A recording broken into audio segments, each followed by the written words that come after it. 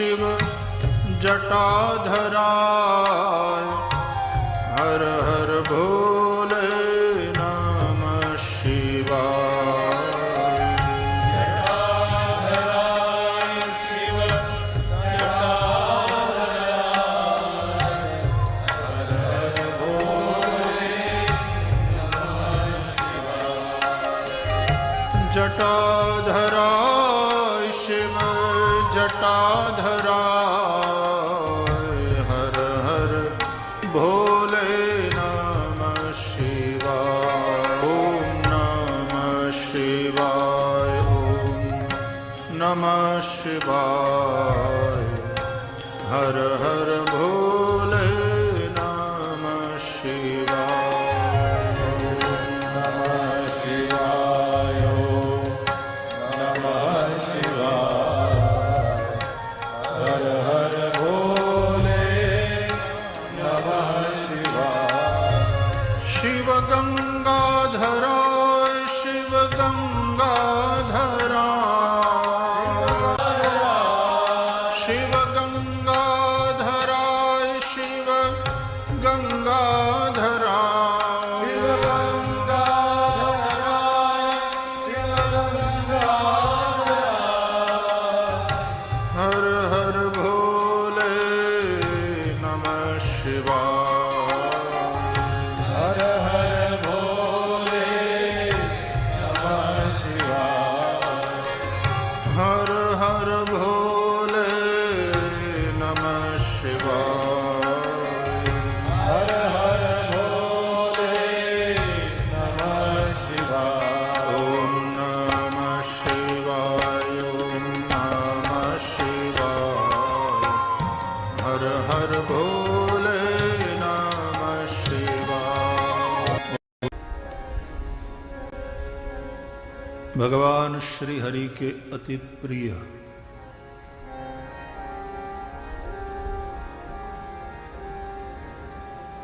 बल्कि उनके प्राण, उनका हृदय, उनकी आत्मा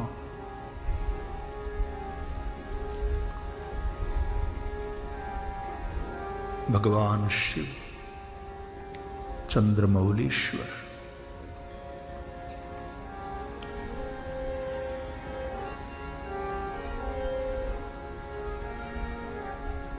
शिव समान वैष्णव कोई नहीं है संसार में, और श्री हरि के समान शैव कोई नहीं है संसार में।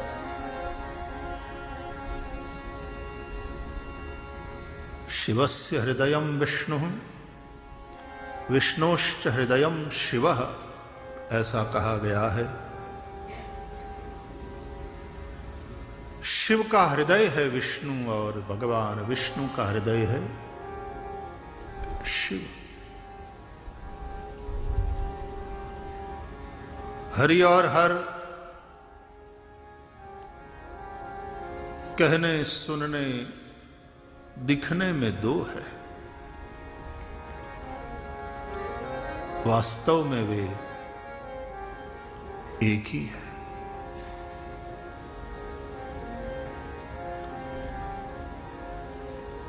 वागर्था विव संपृक्तौ वागर्थ प्रतिपत्तये जगतः पितरौ वंदे पार्वती परमेश्वरौ। ये तो है ही है, लेकिन पार्वती परमेश्वरौ।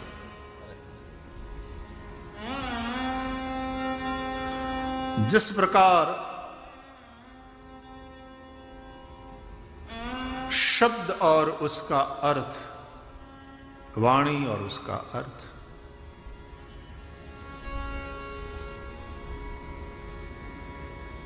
भिन्न होते हुए भी अभिन्न है। जल और तरंग, जल जल में उठने वाली तरंगें कहने को भिन्न है, लेकिन वास्तव में अभिन्न है। उसी प्रकार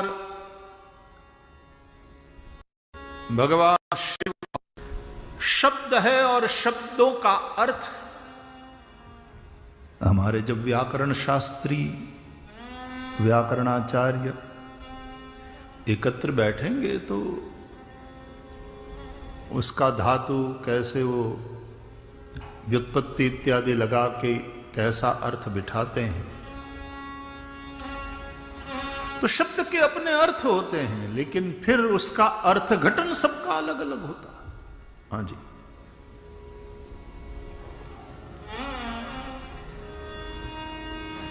उसी भाव से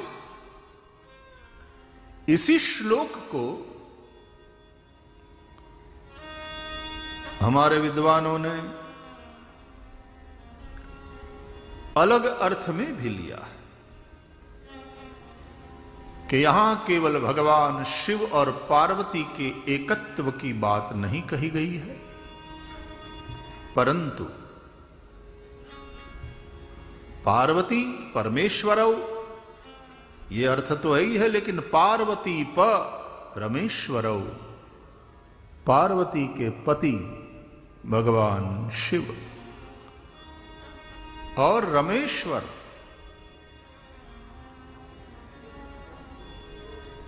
रामेश्वर नहीं, रमेश्वर, रमायाः ईश्वरः, रमा इंदिरा लक्ष्मी, उसके ईश्वर स्वामी। तो पार्वती के पति, पार्वती के स्वामी और लक्ष्मी के स्वामी, रमा के स्वामी, नमामि इंदिरा पतिम।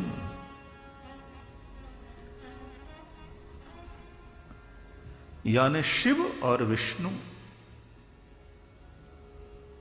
ये दोनों बोलने में यानी कहने में, सुनने में, दिखने में दो हो सकते हैं, वास्तव में वे एक ही तत्व के दो रूप हैं।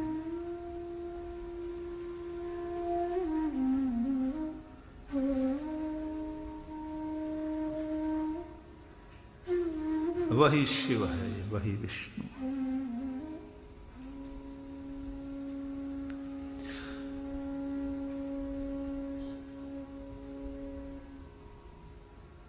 दो जब हैं, दो के रूप में देखते हैं उस एक ही तत्व को, तो आराध्य आराधक का भाव आता है। दोनों एक दूसरे के आराध्य हैं, दोनों एक दूसरे के आराधक हैं। रामचरितमानस में तो गोस्वामी तुलसीदास जी लिखते हैं, सेवक स्वामी सखा सिय पी के। सिय पिय राम,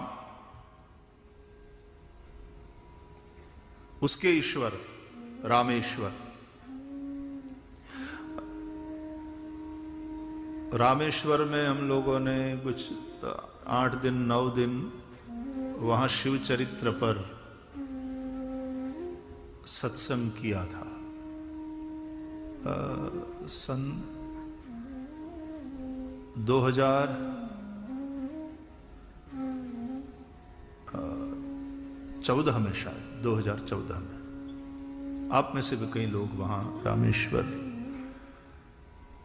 शिव चरित्र सत्संग में सम्मिलित हुए होंगे।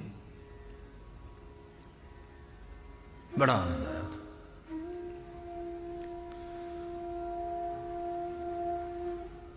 तो राम के ईश्वर, राम के आराध्य, राम के स्वामी, सेवक स्वामी सखा, 3 संबंध है दोनों में परस्पर। दोनों एक दूसरे के सेवक है, दोनों एक दूसरे के स्वामी हैं, दोनों एक दूसरे के सखा भी।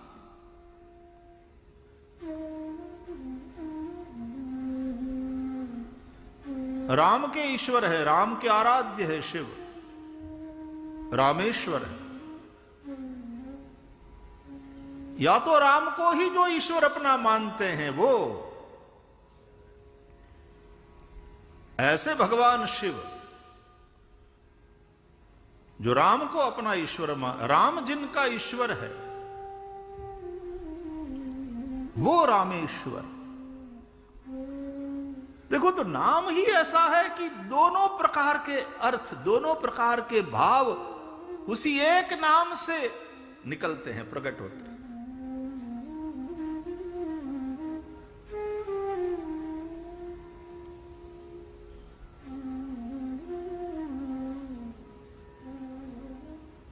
कभी शिव विष्णु की आराधना में संलग्न है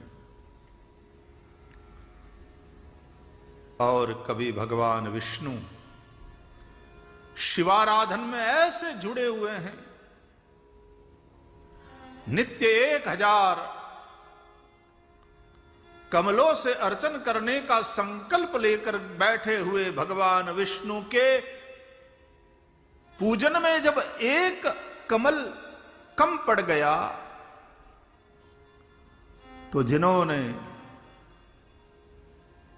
1000वें कमल के स्थान पर अपना नेत्र कमल समर्पित कर दिया, निजमुदहरन नेत्र कमलम।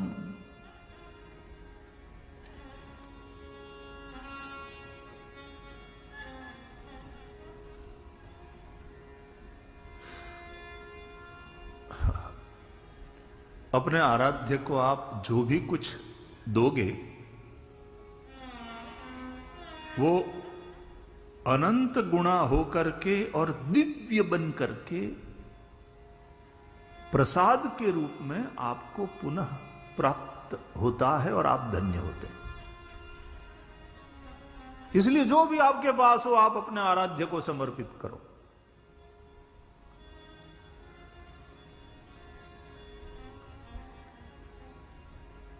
जो भी सत्कर्म करो अपने आराध्य को समर्पित करो।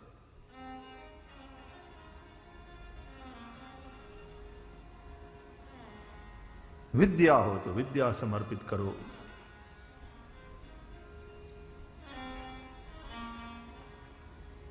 आराध्य को समर्पित करो।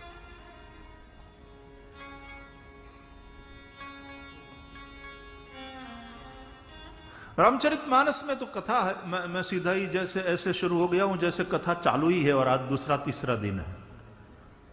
मैं कोई पीठिका वगैरह कुछ नहीं, ऐसा ही लग रहा है कि सत्संग बस कथा धारा निरंतर बह ही रही है। એટલે પછી તો હું જોડી દઈશ પાછો, ગમે ત્યાં ફિટ કરી દઈશ, તમે ચિંતા નહીં કરો।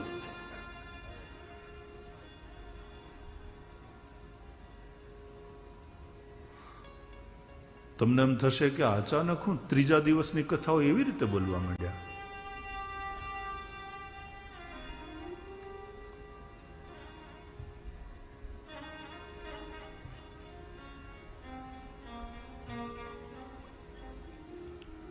विश्वामित्र जी जब राम लक्ष्मण को ले आए अपने आश्रम में तो वहां तुलसीदास जी ने लिखा है, तब ऋषि निज नाथ ही जिय चीनी। तब ऋषि निज नाथ ही जिय चीनी। तब ऋषि निज नाथ ही जिय चीनी। तब ऋषि निज नाथ ही जिय चीनी। विद्यानिधि कहूं विद्यादीनी। विद्यानिधि कहूं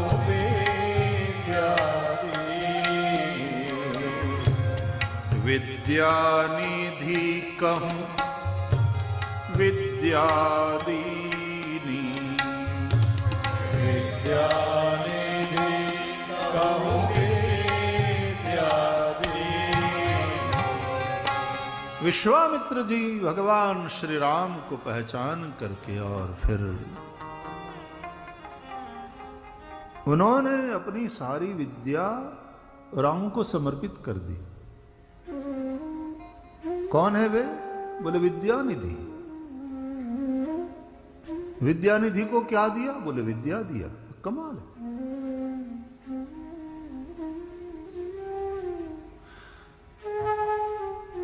जो है ही विद्यानिधि, उसको विद्या देने का क्या तात्पर्य है?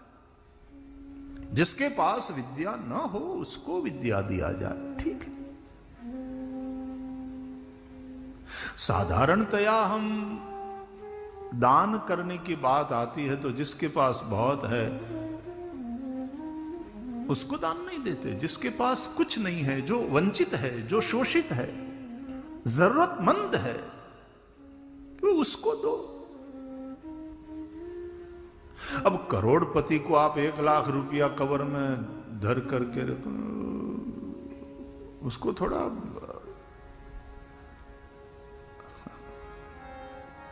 एक तो उसको चाहिए नहीं, और करोड़पति अरबोपति आदमी के तुम 1001 रुपये का दक्षिणा दो,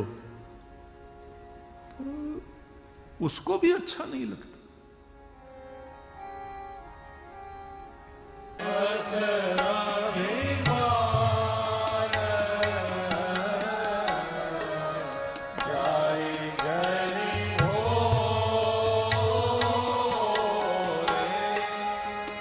मैं सेवक रघुपति पति मोरे, मैं सेवक रघुपति पति मोरे, अस अभिमान जाहि जनि भोरे, अस अभिमान जाहि जनि भोरे, जाहि जनि भोरे,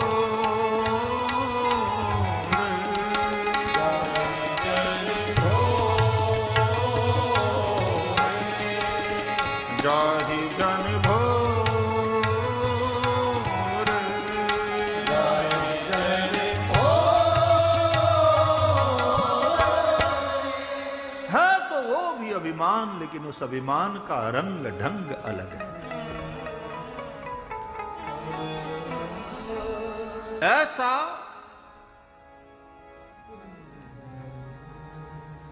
बढ़िया वाला रंग ढंग से युक्त अहंकार को तुम गौरव भी कह सकते।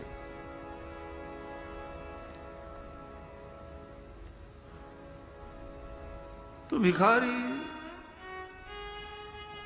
उसको चाहिए कुछ और उसको जो मिलता है वो भीख है। दान और भीख जो फर्क है वो समझना।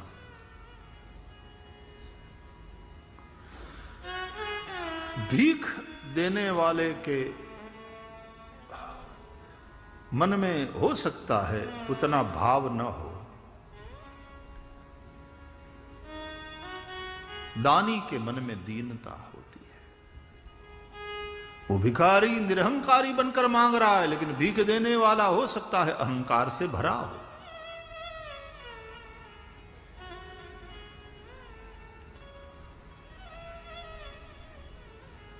भीख तिरस्कार पूर्वक दिया जाता है, कभी कभी कभी कभी तिरस्कार पूर्वक भी दिया जाता है, क्योंकि भीख है। लेकिन जो तिरस्कार पूर्वक दिया जाए वो दान नहीं हो सकता। नमस्कार पूर्वक दिया जाए वो दान है। इसलिए देने वाला नमस्कार करेगा, दीन बन करके देगा। मैं देकर तुम पर उपकार कर रहा हूं ये बात नहीं, आपने स्वीकार करके मुझे उपकृत किया। ये भाव देने वाले दाता के मन में बनेगा। दान शब्द बड़ा ऊंचा है, बड़ा महत्वपूर्ण, बड़ा अद्भुत है।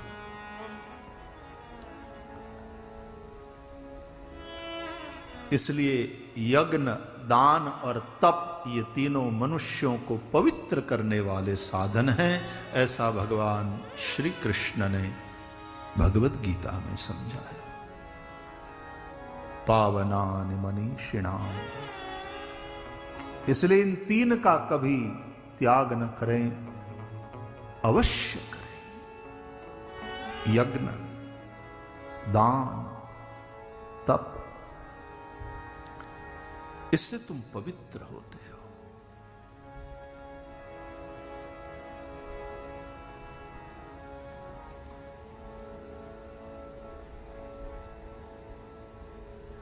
तो भिक्षा में सन्यासी हो या ब्रह्मचारी मांगता है।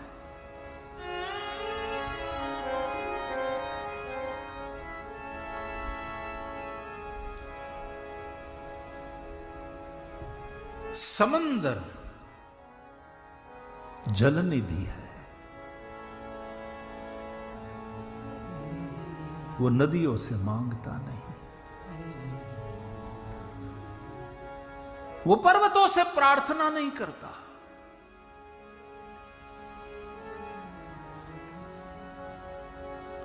और वो जल निधि है, लेकिन पर्वत अपनी बेटी रूपी नदियों को बहाकर सौंपता है समंदर को।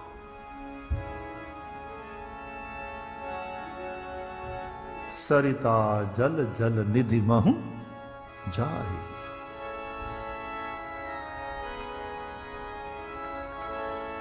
समंदर को चाहिए नहीं, पहली बात।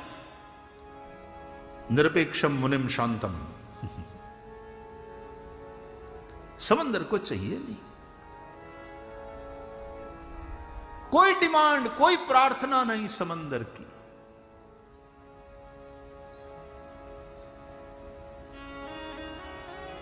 लेकिन पर्वतों से निकली नदियां समंदर के पास आती हैं। जिस तरह से हम लोग कन्यादान करते हैं, उसी प्रकार पर्वत भी पिता है। वो अपनी पुत्रियों, इन नदियों को, समंदर को दान देता है, कन्यादान है।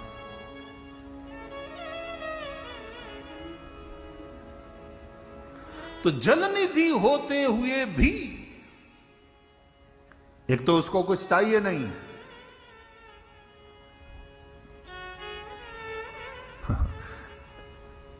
इसलिए भगवान शंकर को पार्वती सौंपते समय हिमाचल कहते, का देव पूर्ण काम।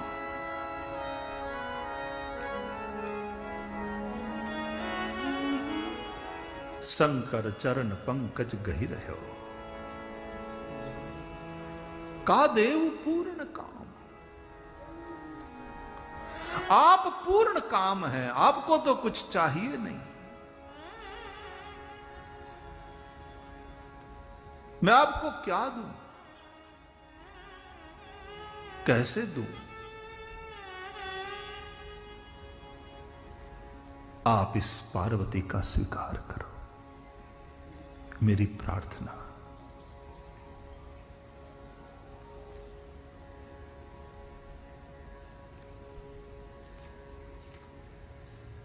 जल निधि होते हुए भी, जल की उसको कोई जरूरत नहीं है, फिर भी समंदर उन सरिताओं के जल का स्वीकार करता है, पर्वतों के द्वारा प्रदत्त उस दान का स्वीकार करता है। इसमें जलनिधि की उदारता है, यह भी एक उदारता है। इसलिए समझ लो, देने वाला ही उदारता पूर्वक देता है, ऐसी बात नहीं। देने में तो उदारता होती है, होनी चाहिए, लेकिन स्वीकार में भी एक उदारता होती है।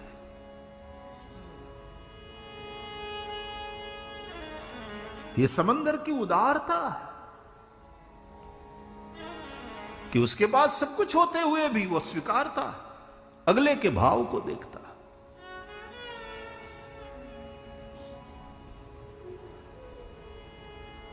उन नदियों के भाव को भी और उन नदियों के पिता के भाव को भी। हाँ, दोनों का भाव होना चाहिए। बापा परणावा मागे पण ओली नो ઈચ્છતી હોય જ્યાં લગ્ન કરવા તોય ખોટું, ઓલી ઈચ્છતી હોય પણ બાપાને વાંધો હોય તોય મજા ના આવે। ઠીક है, પછી ભગાડીને લઈ જાય।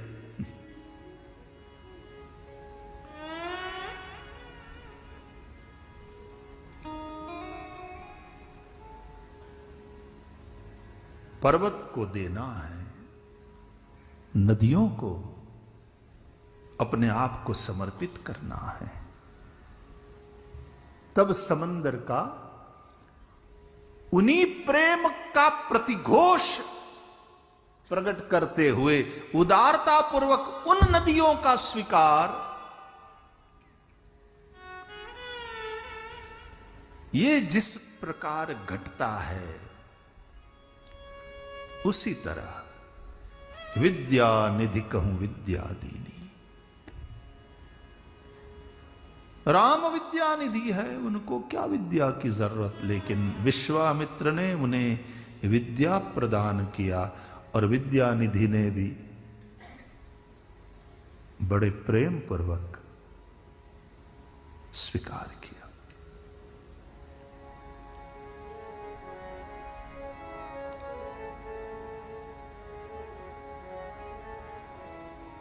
कोई भी पुण्य कर्म आप अंत में भगवान श्री हरि को समर्पित करते हैं, भोलेनाथ की पूजा के बाद भगवान भोलेनाथ को समर्पित करते हैं, तो क्या वो अधूरे हैं? कि लो थोड़े हमारी ओर से भी पुण्य थोड़े और ले लो ताकि आपका कल्याण होए।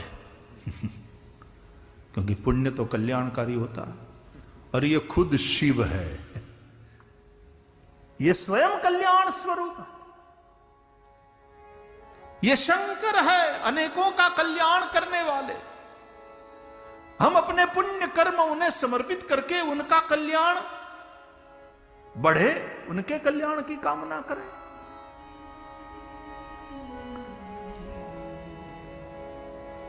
करते हैं हम पुण्य समर्पित, क्योंकि हरि ही समर्पय बिनु सत्कर्म।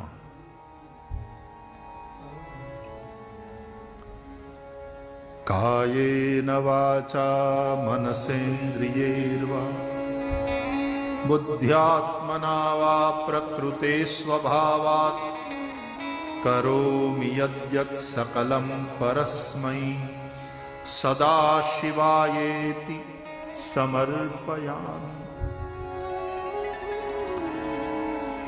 इत्येषा वाङ्मयी पूजा श्रीमच्छंकर पादयो अर्पिता तेन देवेश प्रीयताम में सदा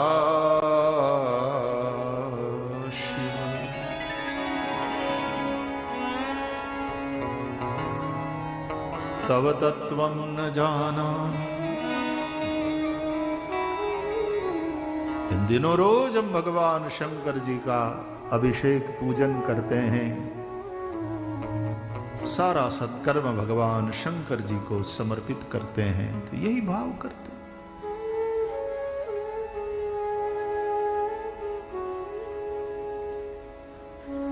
इन पुण्य कार्यों की सार्थकता उसमें है कि अपने आराध्य को समर्पित किया जाए। इसलिए अंत में अर्पण होता है। पहले हाथ में जल लेकर हम संकल्प करते हैं और अंत में हाथ में जल लेकर समर्पण करते हैं।